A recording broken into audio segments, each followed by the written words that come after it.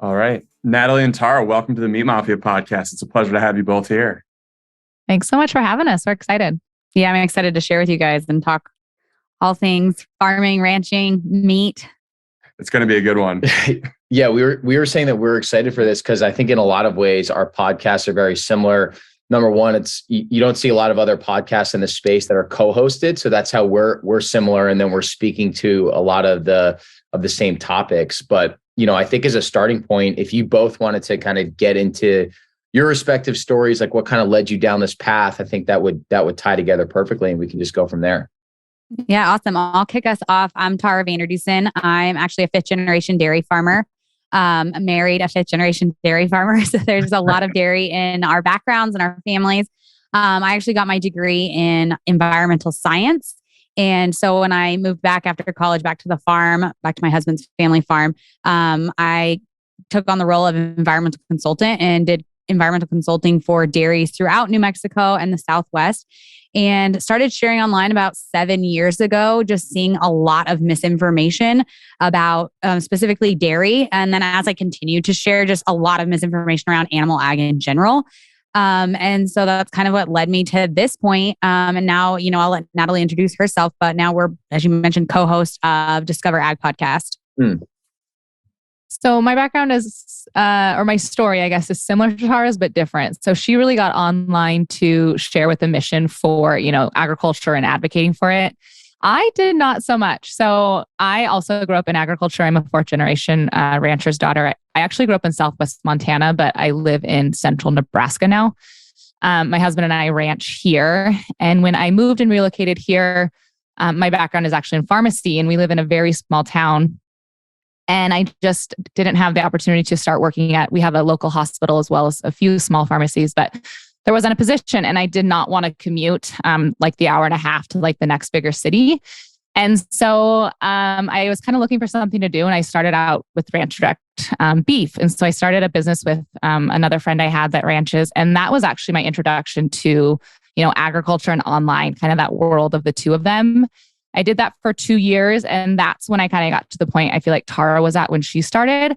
I just recognized these misconceptions, these narratives, the need for farmers and ranchers to kind of share their story, their voice. And so that is when I pivoted away from the direct to beef operation I had, or direct to consumer, beef operation I had, and just kind of started sharing more, like our personal ranching story and kind of advocating, for the cow in pasture and on plate. And that's kind of what Tara and I do together now with our two businesses, Elevate Ag, and then our podcast, Discover Ag. When you guys talk about misinformation, what were some of the bigger points that you were seeing out there that people were putting out there that made you guys really want to feel compelled to start speaking out against some of the things that people say about ag that just aren't, frankly, totally accurate? Yeah. So, I think the biggest things, like obviously I'm dairy, Natalie is like cattle ranching, but there's a lot of common ground there. It was, cattle's overall impact on the environment, like that greenhouse gas emissions, like that carbon footprint that people love to point out. Water usage was a big one. Like that's something that constantly comes up. And just, I think overall not understanding like the food system and like what part cattle play in us having a sustainable and safe and, affordable food supply system. Yeah, I think like Tara said, there are definitely some like major themes and narratives that are out there. But, the great and bad thing about social media is everyone has a voice and a platform. And so sometimes you just come around like a casual, beauty influencer who maybe made offhand comments about the ag industry that wasn't true. And so while there's those larger topics to combat, I feel like there's also just like, I don't know, every day I feel like I open up the app and there's something I'm like, that's not true.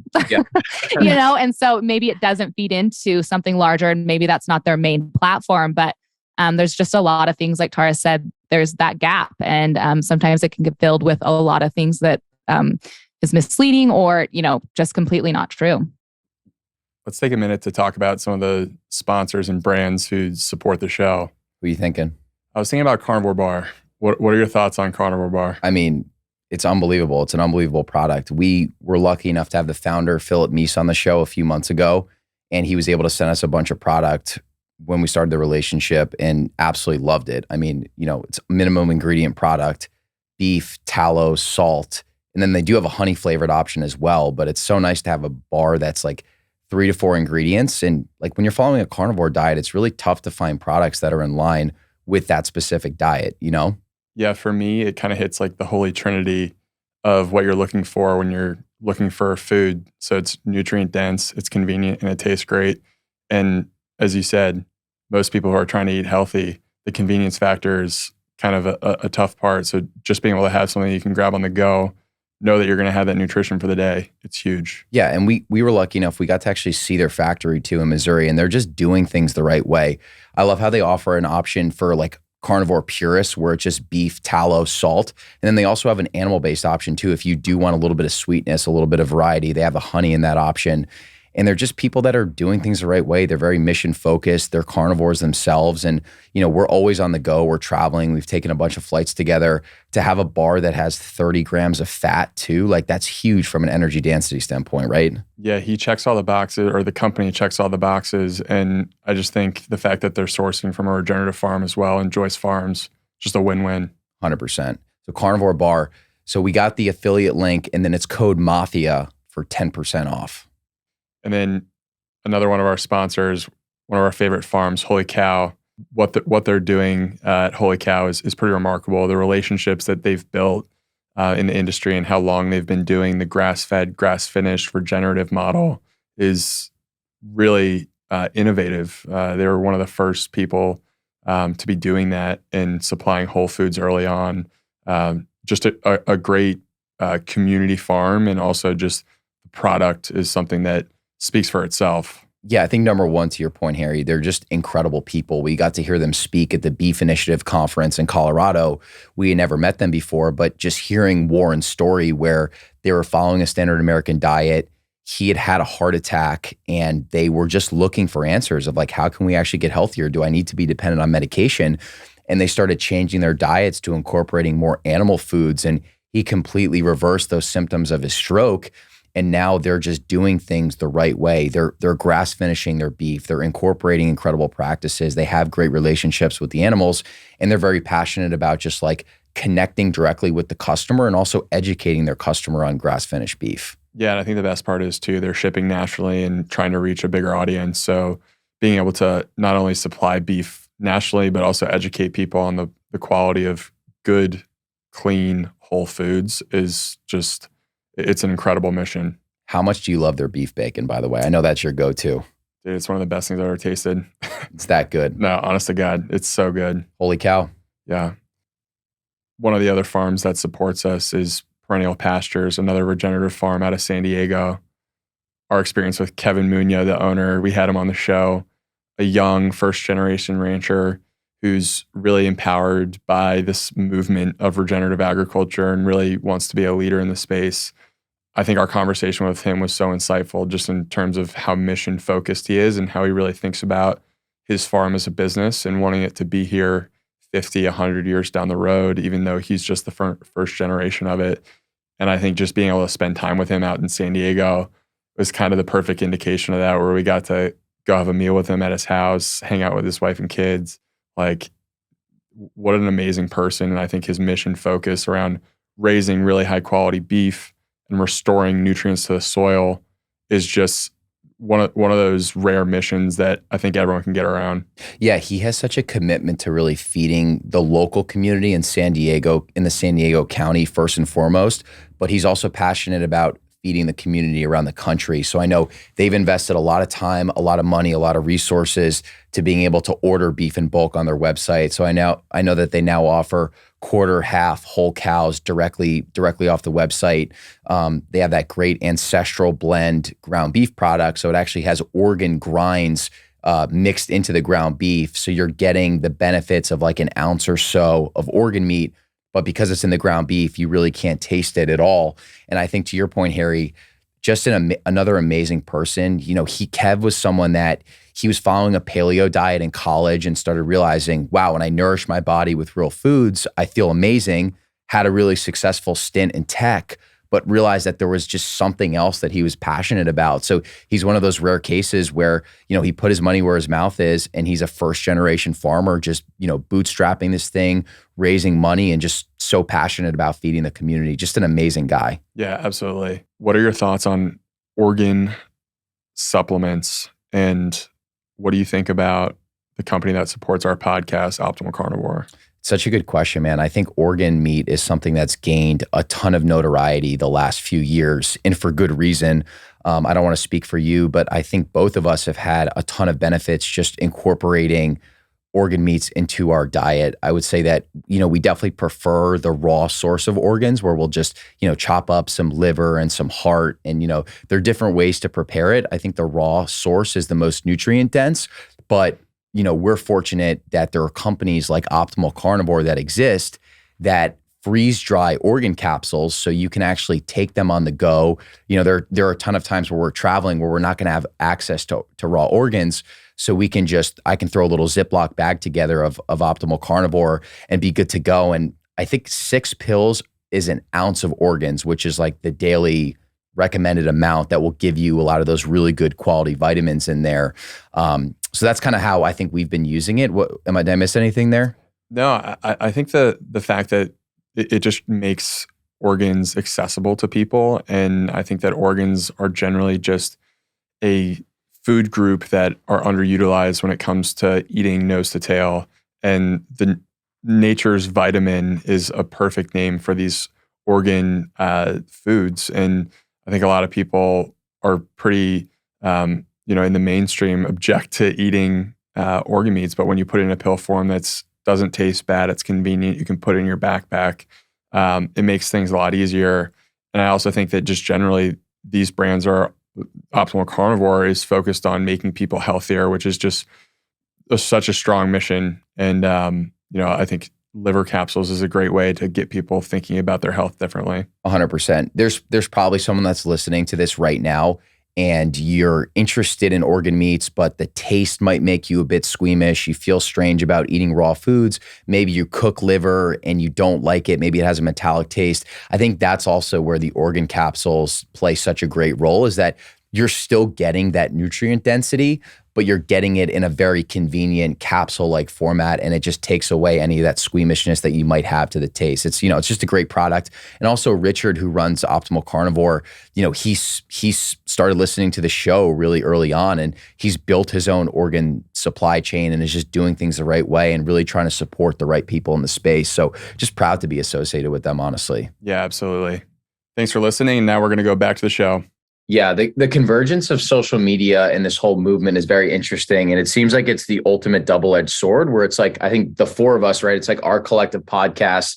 These relationships were formed on social media. And I know, like, when I was going carnivore and things like that, I really relied on Reddit and YouTube and like different guides of how people were going carnivore. That's really how I was able to like heal some of the autoimmune issues. But then, like, you see the other side of it. I posted a video 3 weeks ago where I was in Target, and I took out a carton of Oatly and just told people, like, don't focus on the front, focus on the ingredient list. And somehow that video kind of got into the vegan algorithm. And just milk in general, Tara, is so interesting, like just how polarizing it is. And like the amount of people that were commenting that, hey, I'm lactose intolerant, you work for large dairy, this is bullshit. It was just so interesting just to see like the backlash and the dissenting opinions. And I'm sure it's something that, you both think about all the time, because we've had great success incorporating raw dairy, but there's just still so much information around, dairy and animal products in general.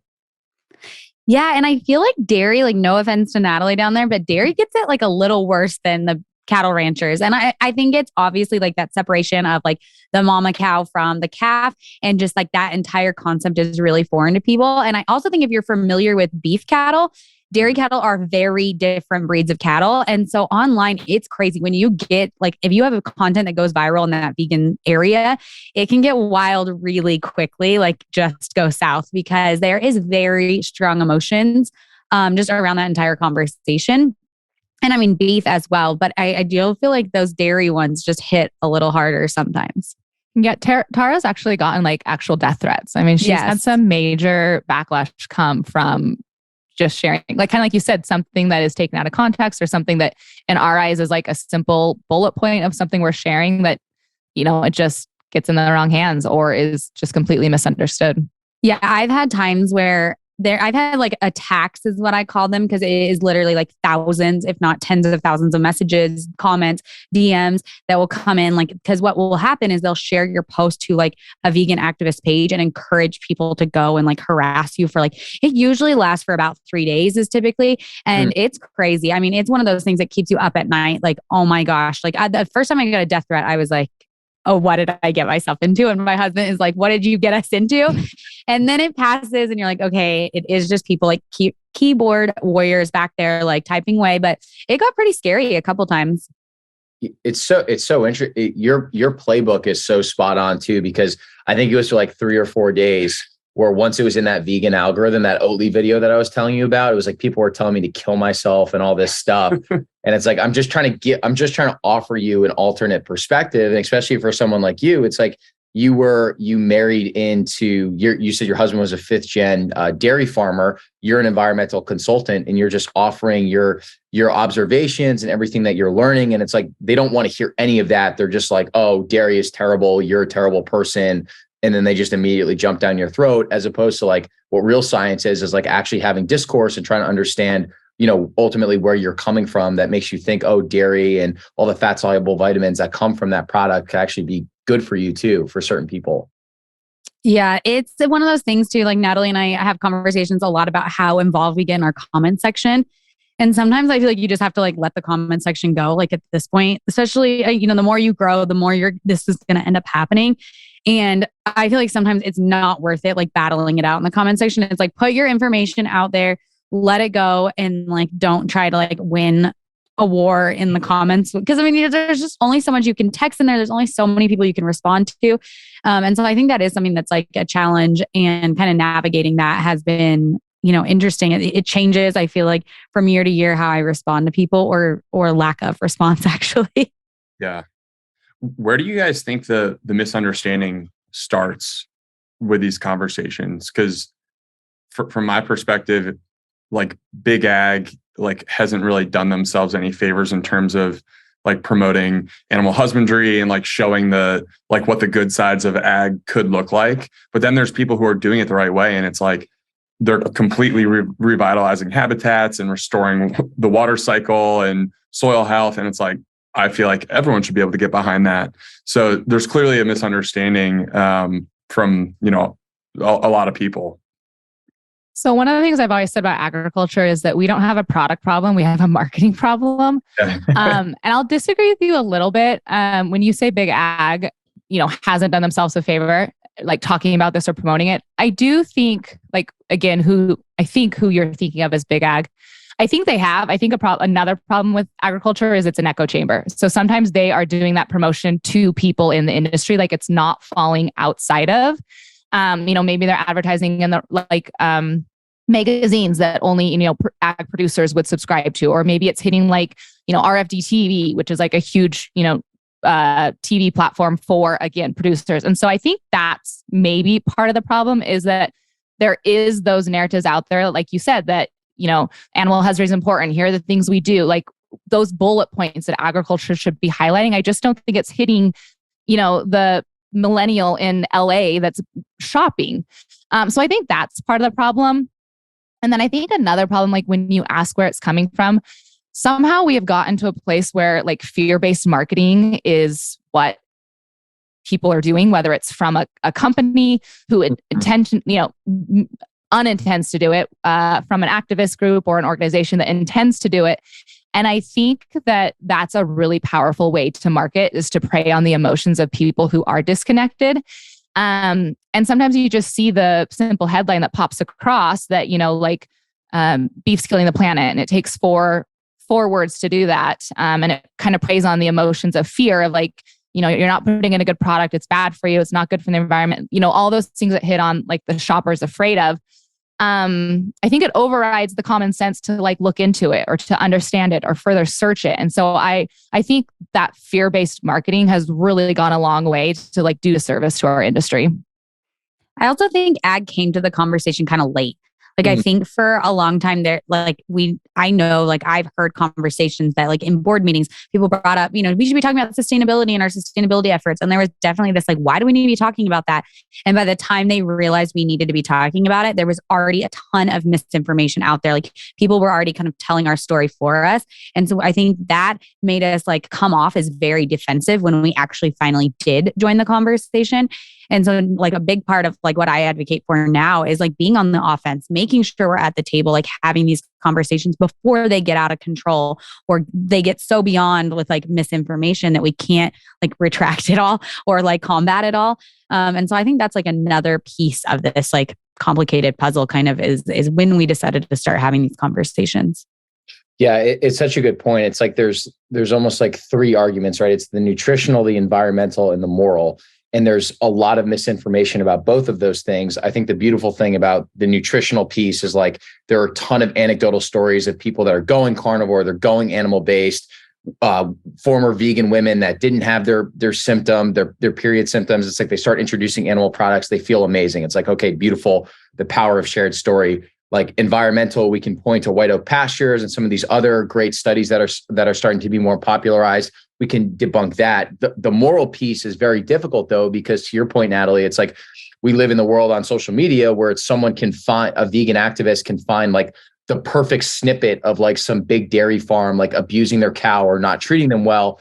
And the clip goes viral, and there's a very strong emotional pull there.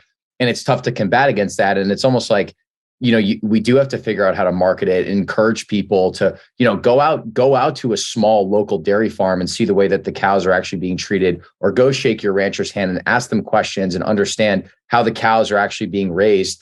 Because I would just imagine that a lot of these people have never actually been out to a farm before. They're just seeing a snippet. They're like, oh, I don't want the animal to die. These farmers don't care about the animals, which is completely the opposite of the case. And then they just share it and share it and share it. And now we're kind of in this situation where it's like, ags almost seems like we're in like a 10-year deficit compared to all the marketing efforts of, like, vegan propaganda and some of the other things that are out there. Yeah, 100%. We don't know what we don't know. And so, like you said, when people who haven't visited or haven't, ever sourced locally or, again, visited a farmer or rancher, it's not their fault that they don't understand, how the ag industry works. Which is why there's a whole movement of farmers and ranchers starting to share and, like, kind of take power over that, so that we can get more, eyes on what actually is happening on farms and ranches across the nation. Yeah. And I think it would really surprise people if they actually came out to a dairy or a ranch, like, by all, metrics of, like, vegan activists. Like, I live on a factory farm and I literally live, 100, 200 steps from my barn. My backyard is our close-up pen where our cows are calving. I think that would really surprise people because, of the picture that's been painted online of, like, larger farms or just of dairy in general. And I think one of the hard things too is, like, a lot of the clips that you can see clips online. One thing that frustrates me is they'll pull clips from even other countries and be like, oh, this is what, dairy farming is like. This is what a meat packing plant is like. And you're like, that is not even in the United States. And you can't have a rational conversation once people are very heated after seeing a video like that, especially, no one wants to see animal abuse, but you can't undo those feelings ever again, no matter how many conversations you have with them. But I think, like, seeing is believing. Like, I wish more people could go out and see and talk to their farmers and ranchers. Yeah. And especially when such a high percentage of the population is living in these dense urban populations, generally on the coast, like, your LAs, your San Franciscos, your New Yorks. Most people who are in those metropolitan areas really don't have all that much access to local farms to go see, what their operations look like, ask the questions. I guess that's why farmers markets are a great place for people to engage with their farmer. But it is like, it does speak to this disconnect that we have now with our food system, where there's so many nodes in between us actually getting our food that, a lot of times food just kind of shows up at the supermarket, people go and get it. And then from there, like, they don't really have any story behind where their food comes from, which, one of the things we talk about a lot on the show is just vote with your dollar and get connected with a local food source. And I think the downstream effects of just closing that gap between you and your food source is massive. So I don't know how you guys feel about that, but I do feel like there is just this massive divide between, the farmer and the end consumer. Yeah, and I actually think I do think we're at a point where we're like maybe at a tipping point and changing a little bit. I do think there are more people who are interested. I think COVID, did a really good job of piquing people's interest in like, okay, I've always known our food ends up in the grocery store, but okay, now there's some like things to think about and be concerned about before that. And so I do think it has piqued their interest and people are learning more, people are caring more. And kind of like you mentioned earlier, I think there are more people coming out and talking about like what ex-vegans about like what the diet has done. And I think there's just more food conversation in general. And I think it is headed in favor of people like learning more about their food again.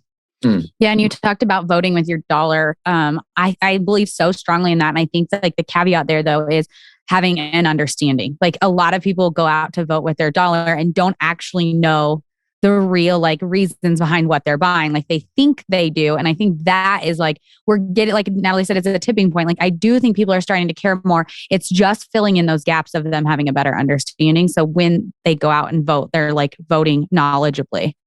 Mm-hmm. Yeah. When we think about changing your perspective and voting knowledgeably and really understanding what's going on behind the curtain, I'm just curious, Tara, how did your perspective on dairy change prior to, marrying into your husband's family and getting exposure to a 5th generation dairy farm? So I grew up on my family's dairy farm as well, and also in 5th generation dairy. So I think probably what has changed my perspective the most was when I went away to college, I was not a part of ag at all. Like I didn't join any ag group. So I very much was outside of ag. And it was just interesting to me, like super eye-opening to see what people's conversations around ag were and what they thought. Like it just, I don't know. It always surprises people. I'm sure Natalie gets this as well. Like, oh, you're a dairy farmer. Like, oh, you're a rancher. Like they think they have these very stereotypical like ideas in mind. And it's just kind of funny to see that you like kind of like bust those myths of just how you look and how you talk and how, they just think they think of farmers in one way. And that is like at the root of some of these problems, I think, is that not really understanding that like farmers and ranchers are truly like experts in their field, like study this, have like generational knowledge, like tons of information about farming and ranching. And I don't know, I think that always surprises people. Mm. Yeah, I know, Natalie, on your profile, you like to say Ralph Lauren meets Yellowstone. And I think that's my personal description of myself. Yeah, but I think even like what both of you are doing, it's like breaking the mold or like the misconceptions that people might have about what ranching actually is or what a rancher would look like or something like that. I don't know. Yeah, and we even try and do that on our podcast, Discover Ag. We really try and put like a female's perspective on it. This is always brought up in the ag community, right? Like females in agriculture, because we are a minority. And I always come from the standpoint, like I've had very good experience. I've never been, profiled in any way or felt like I didn't have any opportunities because of my race, not my race. I'm so sorry, my sex. But that doesn't change the fact that agriculture is a male dominated industry. And so, like you said, we are trying to like, not only break the stereotype of, maybe age of, and what operations look like, but also, we're just 2 female millennials. And so I think we have a different perspective of agriculture and we're really trying to bring that out, I think, to connect with like our urban counterparts more. Are you guys seeing interest from a younger crowd? Because from my perspective, it seems like there's been this resurgence of younger people getting interested in ag specifically. And they're generally not legacy agriculture families. They're people who maybe were working a corporate job and started to see, I think, a lot of like really good documentaries on Netflix and pieces of information put out there on social media that have maybe piqued their interest in discovering more about the food system and actually contributing in it. Yeah, I feel like Gen Z is really millennials kind of started it, but I do feel like Gen Z is even more interested in that. And I wonder if, again, like COVID had a part to play in that, with people being able to be like remote and like opening up new ideas of how you could work and where you could work from, and giving opportunities for people to like continue their job while they were trying to like maybe make a go of, farming or ranching. And then I think, Natalie can kind of speak to this, but I think like the direct to consumer movement a little bit has also created created a lot of opportunity. I know some of the direct consumer people that I'm connected with are first generation, and they saw it as a way to kind of like get into the industry in a new way, and open up doors a little bit differently than those, like us, generational ranching. And I'll let Natalie speak because her ranch that you're on is actually first generation, Natalie. Yeah. So agriculture is, I do call it like a legacy game, right? Like most people, I mean, even when we introduced ourselves, we said, we're fifth generation, we're fourth generation. Like most people do talk about that. And historically, I feel like it has been, passed down but it's so capital intensive that, you have to be. But like you guys mentioned, I do think that, and maybe social media has played a role in this, right? Like how many millions of people can you reach a single day for free from your phone? So I do think it's changed the game of like starting a small business. And that's what a direct to consumer, thing is. It's a small business arm. And so I do think the people that are starting that, maybe those first generations saw that social media and online websites and everything that's kind of changed the game as it was to maybe 20 years ago, trying to start a direct to consumer where like the farmer's market was the sole avenue. I also think, agriculture is just shifting in the fact that I think if you are a generational operation and you are coming back, there's more people saying like more families saying, okay, what can we do to bring another revenue source? Like they're looking for more creative ways and trying to just sustain the family like the way they always have on the operation. Maybe because they're interested in growing and expanding, or maybe because the operation can't physically, afford, it can't house, it can't, feed another family. And so I do think they're getting more creative and like, okay, I want to return back to the family farm. Here's like my idea to maybe change things or do things different, like to bring in that different revenue stream. Mm-hmm. Yeah, we've been very encouraged the last few years just by this awakening, this food awakening or this health awakening that COVID has kind of brought on.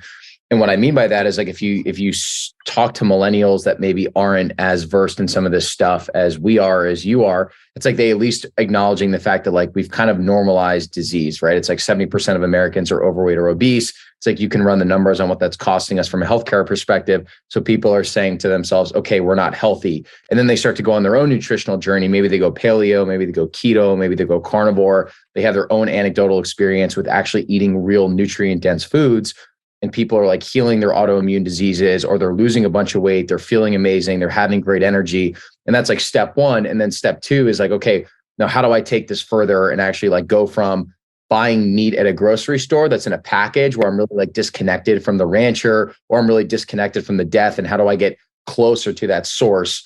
So that's been encouraging to us, because we hear from people, even just our friends that are asking us, hey, what are some great D2C companies that I could be shipping, grass finished beef to my front door? Hey, where can I go connect with like a local raw dairy farm? So obviously this stuff is anecdotal, but we've been really encouraged by younger people that are stepping up, and they're like, hey, look, I'm willing to pay a premium to get the best possible food because I know that what that's going to do to me long term. It's very cool, and it's very encouraging to see.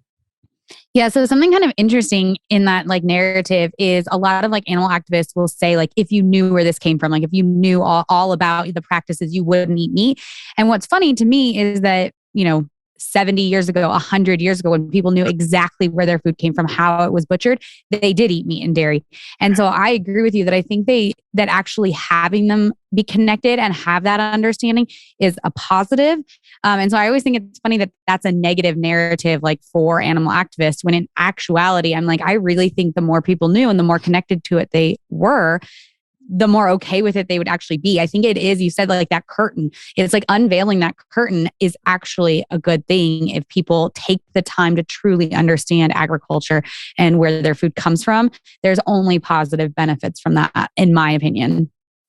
I follow this nutritionist online, and she's a big advocate for like, everything you guys are, animal proteins in the diet, raw milk. I mean, you guys would probably share very similar food beliefs. And one of my favorite sayings that she says is that the closer you are to the food, the less questions you have about it. And so like to Tara's point, I do think that the more people are, like you said, getting interested in it and understanding it, the more, again, going back to what I said earlier too, that fear-based marketing, I think it just gets removed. Like it's not a part of the conversation anymore when you're actually seeing things for yourself with your own eyes, or like doing more research and reading for yourself. And, we're not immune to that. Like something Natalie and I talk about a lot is, within ag, we don't know that much about other types of ag. Like I know I have fell victim to fear-based marketing because I didn't know, like there's so many facets of agriculture to know. Obviously I know quite a bit about dairy, a little bit about beef, but like beyond that, I don't know how other things are grown.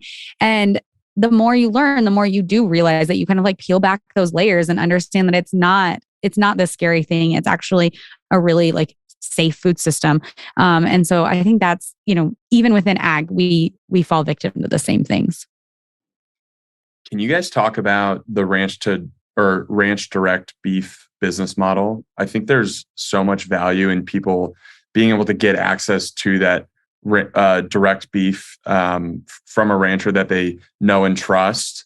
And that model is relatively new. Like I feel like it's kind of just taking off. Like you just heard, White Oak Pastures is no longer going to be in Whole Foods. They're going to be doing direct to consumer beef, which I think is kind of like a big turning point, and hopefully a lot of others can find success with it. But I'm curious, like what has your guys' experience been with that?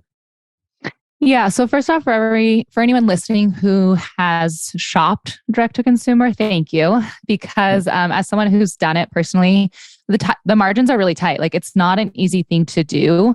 And I know you guys just had, I'm blanking on was it Smith, his last name, out of Colorado? Yeah. And he kind of talked about it just briefly, but he said like if they were going to do it, they were going to go big and do it. A lot of the people who venture down this D2C route kind of, it's just another arm to the ranch. And there's a lot of other things we're doing on the operation. And so sometimes they're just, it's just the way they did it, they made it very sustainable. And some operations that are doing it out there and trying to get off the ground, it's a hard thing to do. It's not a very easy thing to do. So thank you for everyone who's listening who does that, because the farmers and ranchers who are trying to do that, it does make a big difference. One thing I will talk about that I think is really important. So we are a cow-calf operation, which is a part of the beef industry. That is the part that essentially is the animals that end up in restaurants and grocery stores. So there are other facets of the beef industry that is not beef, to consume. When we did direct to consumer, we did grain finish. I know you guys are big proponents for grass fed. So the way cow-calf works is, we raise the animals to a certain age out at pasture. And then if it's grain-fed or grass-fed, that's where it will differ. So whether it's a grass-finished animal or grain-finished, it's going to be the same all the way up until the point where we're at like a certain age or size. Then it's going to be finished differently. And maybe your listeners know this, but I'm going to keep breaking it down anyway. So if it's a grass-fed beef, then it's going to just continue to consume only grass. Whereas if it's grain-finished, it's going to get other maybe it's silage, maybe it's distiller's grain, maybe it's a different animal byproduct, or not animal, but feedstuff byproduct. And so that's the difference.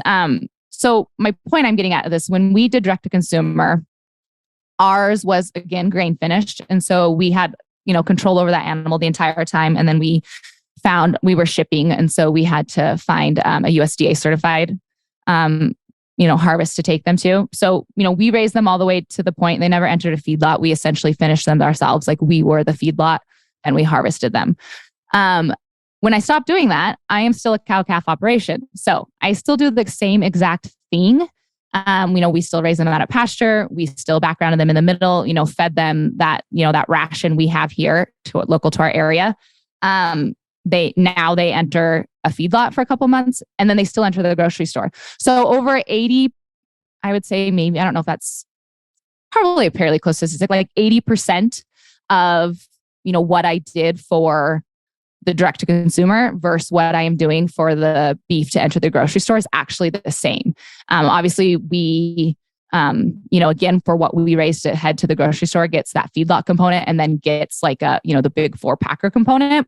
But that would be the difference between what it was when people were buying me for direct to consumer. So I always like to highlight that the beef industry, and I know I'm rambling, I'm sorry, but the beef industry is one of the few. I do think a problem is that animal proteins get lumped together, like chicken, pork, and beef get all lumped together.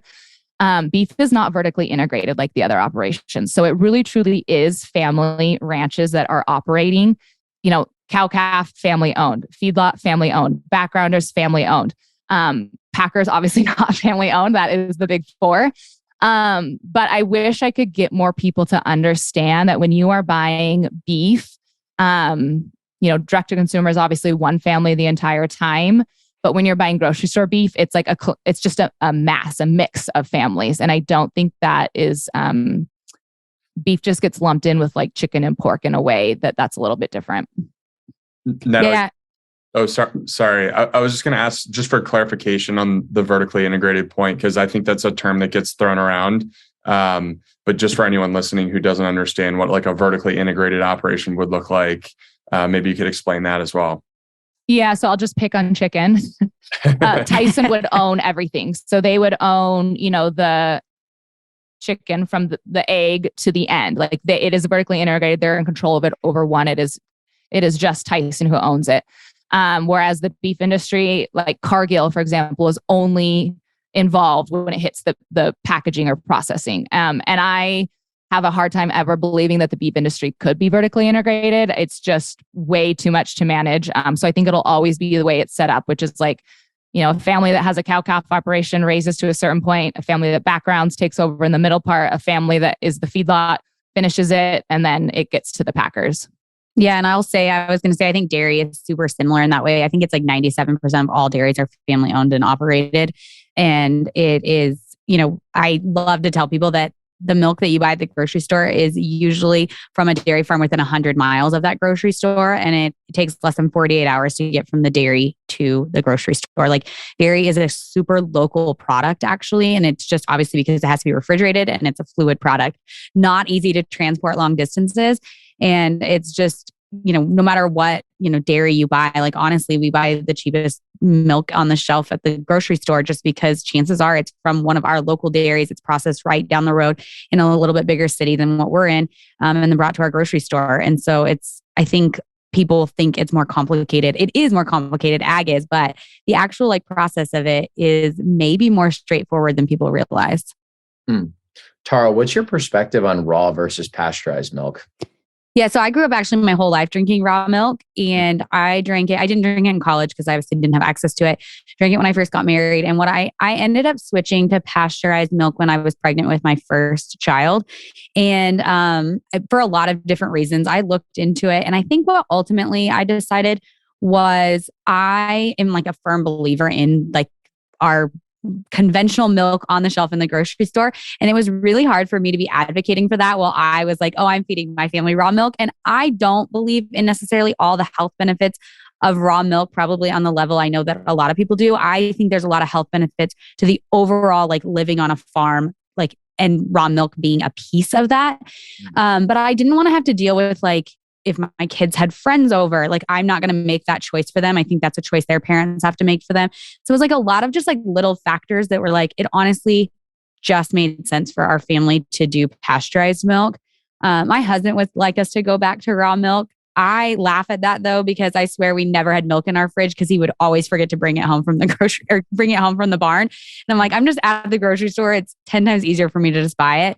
And so I don't think I believe in food choice. I think people should have choices when it comes to raw versus pasteurized milk, but I think they have to understand raw milk and like what that entails and that, it does, you can have increased chances of getting sick. And I think that people don't always understand that. And what happens is when someone drinks raw milk, if they get sick, they blame all of milk and like give it up. And that's really like the root of the issue I have with it is when people like make blanketed statements kind of about it, if they've had a bad experience. But I think, overall milk quality in this country is phenomenal. Like our milk quality in our barn is so much better than like when my grandfather was dairy farming. That's nothing against my grandfather, who's an amazing dairyman, but we've just improved so many things that I think no matter like what milk you're drinking, I personally feel really good about it. What sort of changes would you guys want to see in the food system over the next 10, 20 years to either improve quality or like one of the things that I've really gotten interested in recently is like, there's just these massive food deserts in the US that kind of create like food inequality when it comes to people just being able to access high quality, nutrient dense foods. So I'm curious, what's your guys' vision over the next like few decades in terms of like steering the ship in the right direction? So I saw a crazy statistic, maybe just like 2 days ago. It was over the weekend. And it was about the fastest growing like grocery store. It was like Dollar Generals or Dollar Trees. Yeah. And that's where people were getting their food. And it like that fact terrifies me that that's where we're getting our food from. I know I live out in the country in a small town. My closest grocery store would also be a Dollar General. So I do occasionally run in there. And I feel like one of the only positive is it usually has eggs and it usually has milk. And so I just think like at least they're getting some, like if that's where you have to go, I hope you're able to have some access to animal protein. But I do think that that's just a very terrifying reality of like the direction some of our food, especially for like underserved communities that used to like food deserts that just don't have access to like fresh food, that's the direction we're heading in. Yeah. Yeah, it's definitely interesting. And I really liked what you said earlier, Tara. I think you had mentioned how it was like the overall farming lifestyle was what made you feel really good. It wasn't necessarily just raw milk or pasteurized milk. And I think that's like a really important distinction to make. And it's something that we've been spending a lot of time thinking about. I think the last 2 years, you've seen a huge resurgence in raw milk education, incorporating beef liver, grass-finished beef. It's like all of those things are amazing. They're super nutrient dense. They have a really strong role to play in your diet, but it's also not the silver bullet. It's like a culmination of all those things. And I think, Natalie, you had said something like, hey, I know you guys are big proponents for grass-fed beef, which we are, but I even think that that's kind of something that we're changing our tune on, where it's like, to be totally transparent, like I've eaten a lot of grain-finished beef, and I felt really good doing that. I've eaten a lot of grass-finished beef. I've also felt really good doing that. So I feel like we're trying to maybe open up our sphere where it's like, instead of having a war on like grass-fed versus grain-finished, raw versus pasteurized, it's like, if you can just get closer to the source in incorporating a lot of these things as part of this like holistic lifestyle, you're going to be in a great spot. And it's like, we can argue over the details all day long, but it's like kind of insignificant. I don't know how you feel. Yeah, I mean, so just to take part of what you said and answer your question before, I mean, that's where I would like to see us moving towards. Kind of like Tara said, it's scary that the direction we're going is more, I guess, not what you think of when you think of food, right? Like a Dollar General and packaged and processed. I'm a huge proponent for, a whole food diet. And I'd like to see us get back to that. I'd like to see us get back to the roots of like animal protein as like you start building your meal around that. Like I kind of had this realization the other day. I'm like, I'm 35 years old and I have probably eaten animal protein. I mean, I know it sounds insane, but I would say almost 7 nights a week for my entire life. And to think of people who have never done that. I mean, like that's what we do in our house. We start with whatever animal protein it is, and then we want to build the plate out around that. And so I would like to see us, going back in that direction. It's hard for me to advocate for that because like you guys said, we stand for food choice, and there are places that, people don't have access to that. People can't afford that.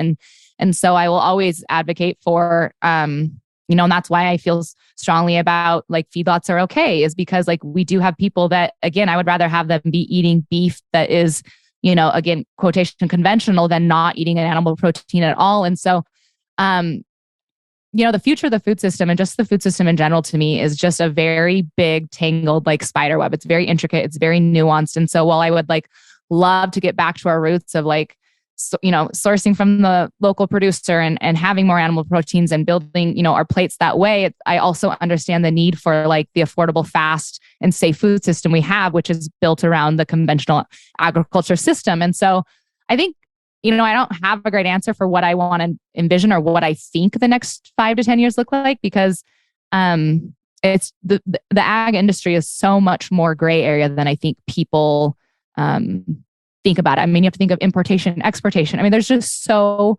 much going on. We were just down in Puerto Rico, and I learned that they import 75 to 85% of their food, and 90% of that comes from the US. So if we, are out here advocating for just, having farmers and ranchers feed locally and just doing direct to consumer, it's like, what happens to the other people we're feeding? What happens to like, it's just the more I think you get into the deeper levels of agriculture, the more you understand like actually how we got to where we are in the ag system, and to change that or what the changes coming look like. I don't know. I think you made such a great point, like kind of on both of these conversations, that like, I feel like it's like, I think we can acknowledge it's probably elitist for us to have a conversation around grass versus grain fed. Like you said, yes, there are differences. We can get into those, but I think we can probably all agree on the fact that we just want people to have more access to whole foods, and animal protein. And I really think that is where I would love to see the industry be moving, is being able to get just people to have more access to that whole foods. Then we can go into more and more detail of the soil health and, regeneration and all. I think that we're all working on that, but we've got to get more of the population just understanding the basics of whole foods and food choices and having access to those things. 100%. And I do think sometimes, I also wonder in my mind if access is, I don't know the percentage of this. So this is a hypothetical conversation. Anyone listening, do not take me for stats or facts right here.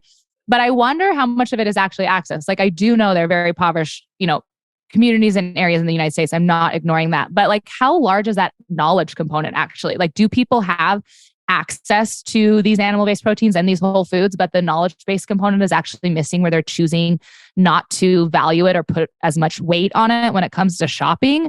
So I think that's an interesting thing about too. Do we have to work more on access, or do we actually have to work more again on that information knowledge point that Tara and I that's why we share, is because we want, if people are having questions, we want them to have the information to go to make the knowledgeable decision. And so is that more of a problem than the access component, or is it equal? I don't know.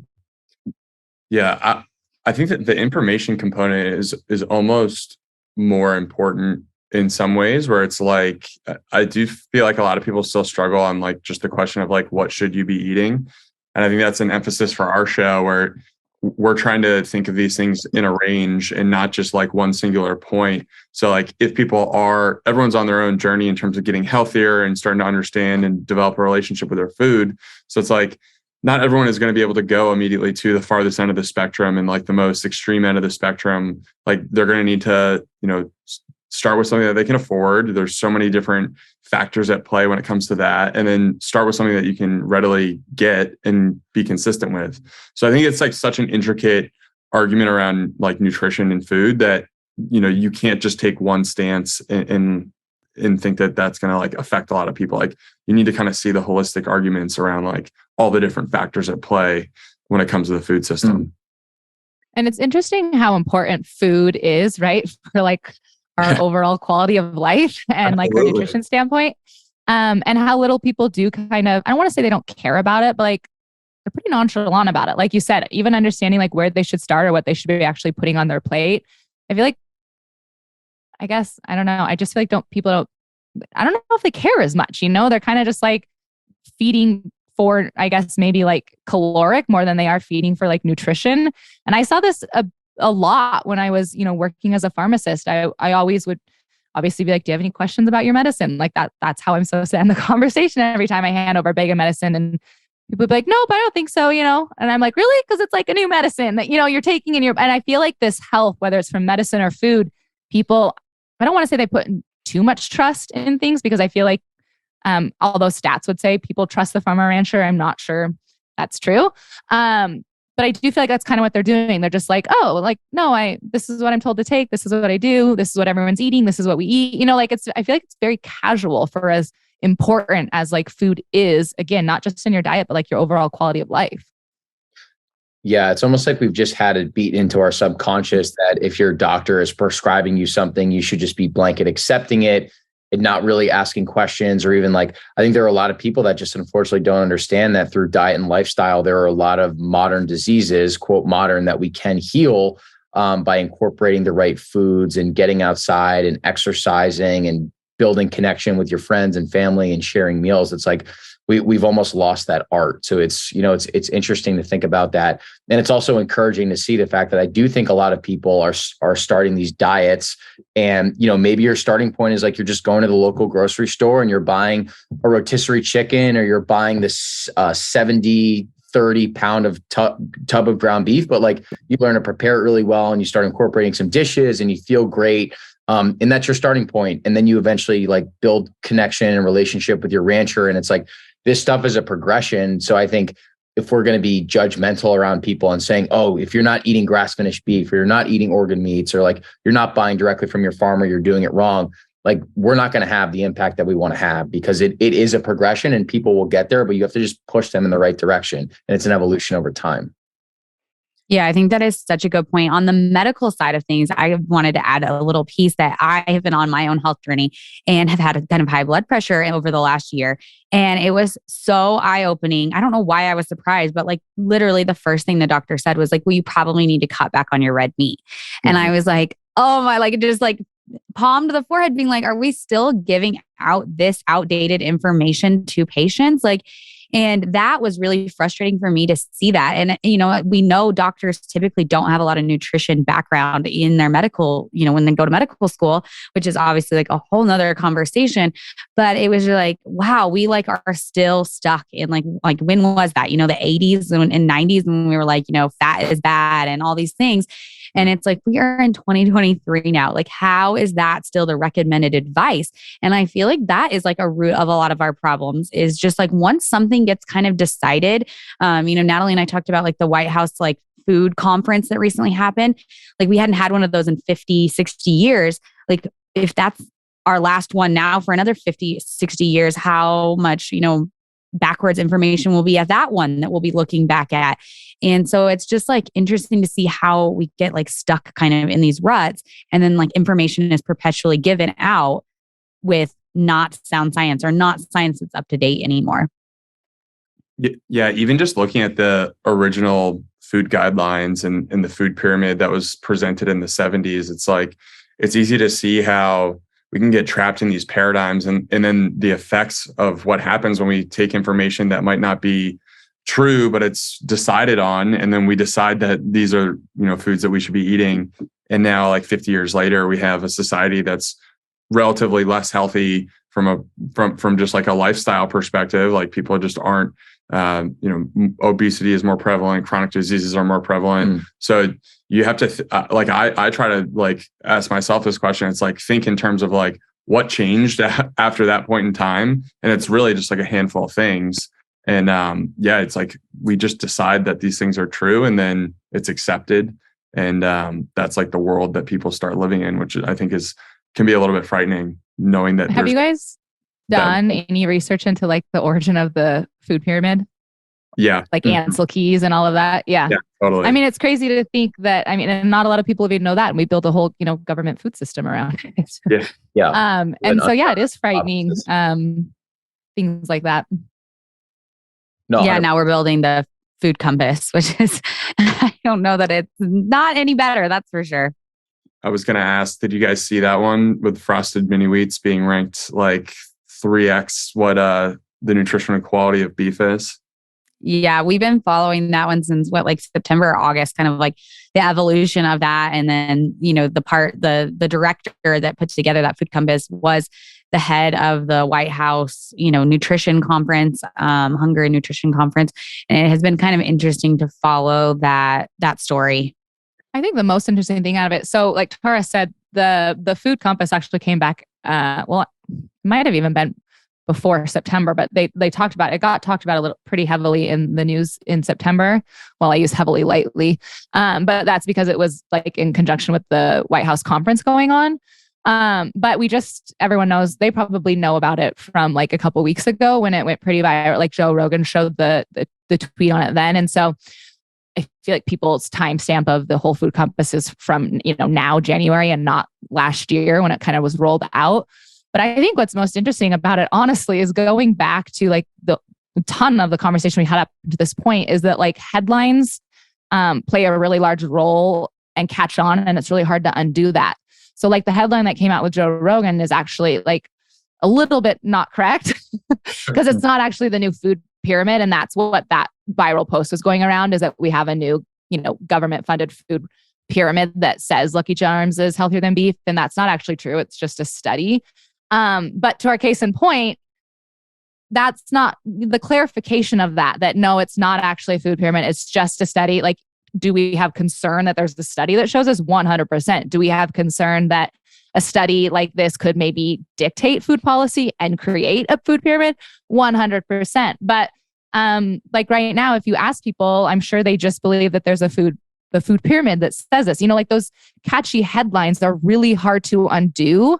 And I think going back to, question a long time ago, but that's a problem in agriculture. Everyone gets to put out a splashy like headline in 5 words, but it takes Tara and I and you guys, an hour-long podcast to undo that or put an explanation on it. And those don't go viral like, the 5-word catchy headline does.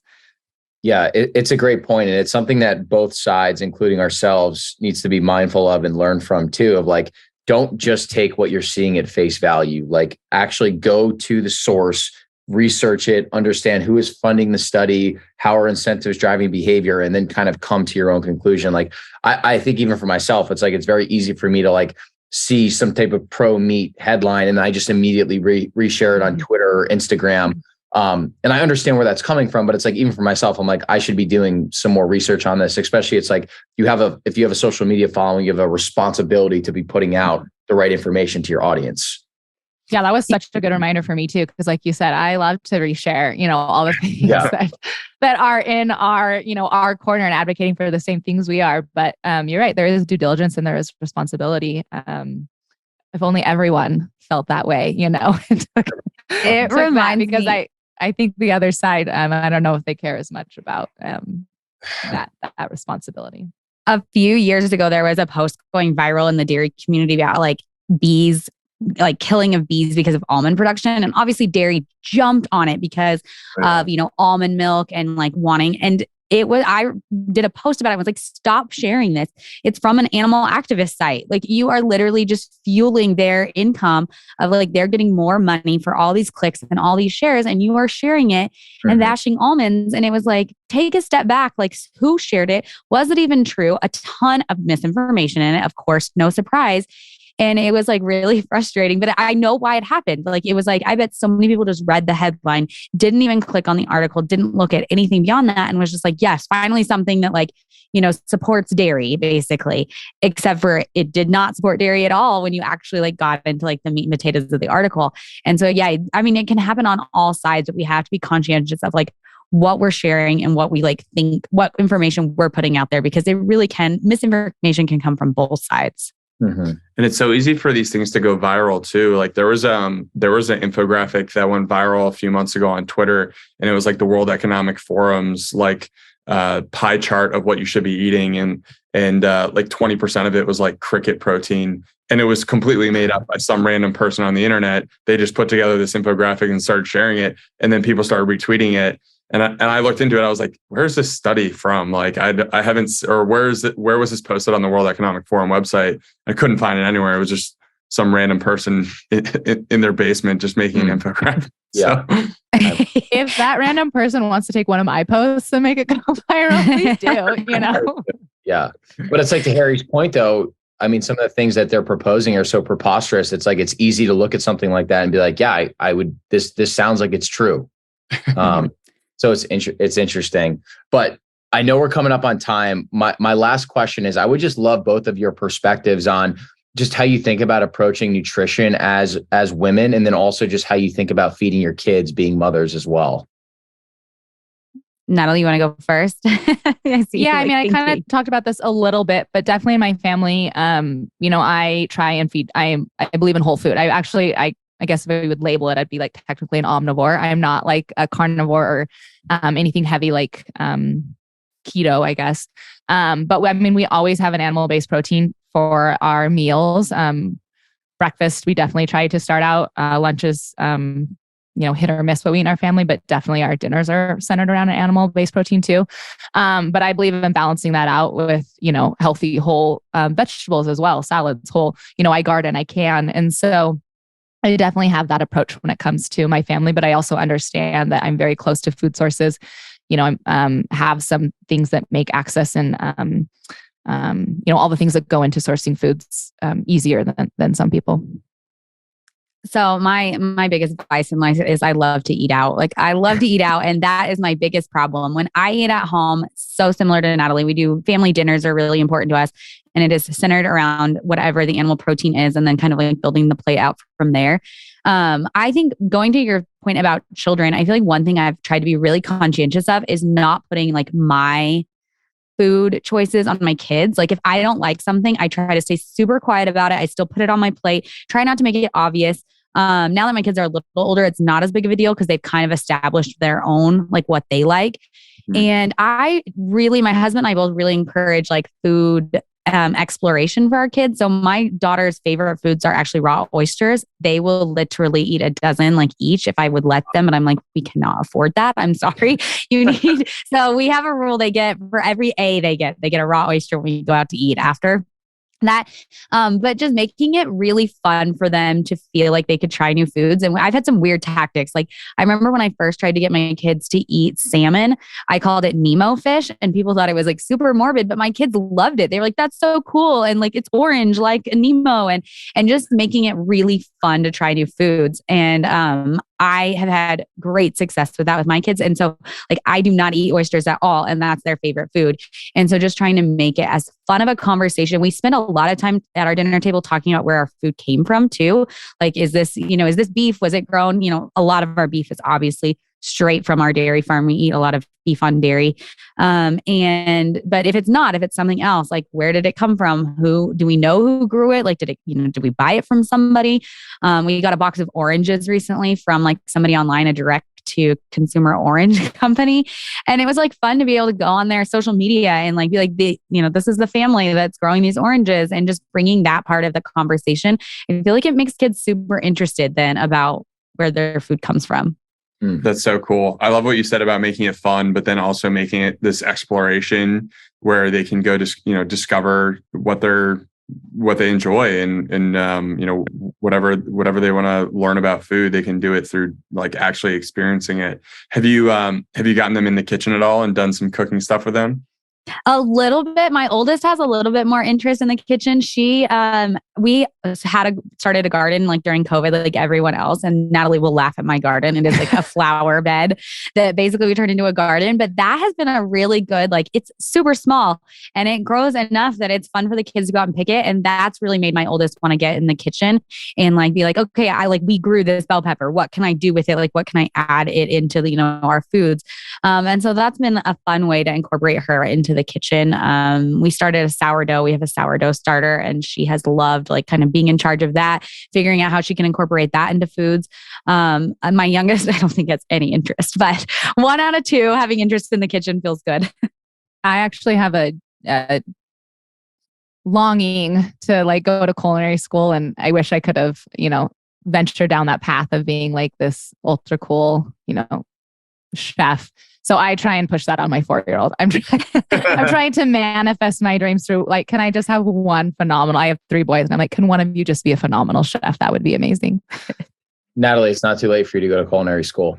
Yeah, I know. I've actually, I'm like, I think I'll retire and go to Europe or something. We keep saying we're going to do a trip. There. I'll do like a yoga. I would love to get like yoga certified. And Natalie's like, become the chef. I'm like, great. We need to like plan this out in our future. I love it. Yeah, that would be, people would pay for that too, I think. Like a really cool retreat, right? To do the physical, the cooking, yoga, talk about food, do it somewhere really nice, do it in Italy, maybe. Heck yes. That sounds wonderful. Us perhaps to be. Yeah. We'll invite everybody. We'll all go. It'll be fun. Welcome to our new business idea we're hashing out right now. Done. Joint venture. Done. But in all seriousness, this has been an amazing conversation. We just really appreciate connecting with people like you. And, we're big fans of the messaging and everything that you're putting out right now. And the world just needs more of it. So thank you both so much for coming on the show. Likewise, we were honored to join your guys' conversation. I'm obviously a big fan of you guys on Twitter and your guys' podcast and what you guys do on social media as well. So we were very honored to partake in this conversation. Yeah, thanks for having us on. It's been really great. Awesome. Thanks, guys. Thanks.